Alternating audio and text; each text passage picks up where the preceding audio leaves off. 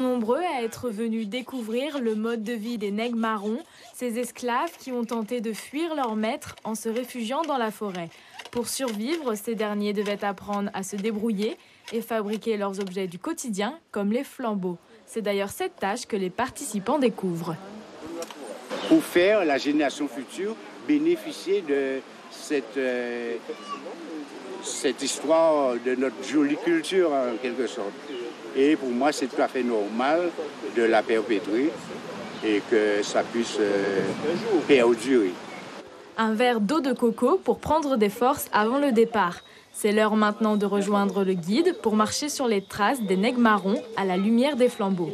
Une balade durant laquelle les participants sympathisent avec les esclaves tout au long du chemin. Moi, en ce qui me concerne, j'ai découvert plein d'histoires de la Guadeloupe, de la Caraïbe que je ne connaissais pas. Et j'avais surtout à cœur de partager cette balade avec mes garçons. C'est une très belle manifestation dans un joli cadre. Nous sommes en pleine nature avec le bruit, je suppose, des criquets, des oiseaux, certains oiseaux nocturnes.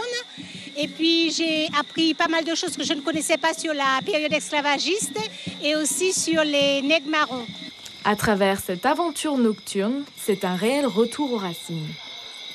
Un peuple sans la connaissance de son passé historique, de ses origines et de sa culture est comme un arbre sans racines. Eh bien nous avons tendance justement à s'enraciner dans notre culture, dans notre végétation, dans notre histoire. C'est très positif pour le peuple guadeloupéen. Après avoir marché pendant près de 2 heures, les 70 participants vont pouvoir se reposer devant un feu de camp et apprécier l'ambiance du coup de tambour.